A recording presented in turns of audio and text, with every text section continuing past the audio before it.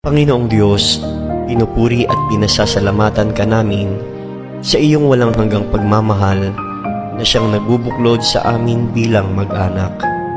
Maghari ka nawa sa aming puso at punuin mo ng pag-ibig at katapatan, kapayapaan at kasaganahan ang aming tahanan. Patuloy mo po sanang basbasan ng aming pamilya. Patatagin mo po kami sa pananalig sa iyo, lalo na sa panahon ng kahinaan at pagsubok.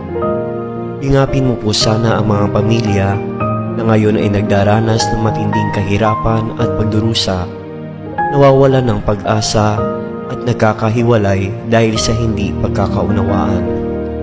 Turuan mo po kaming laging magpasalamat sa biyaya ng buhay, pananampalataya at kaligtasan.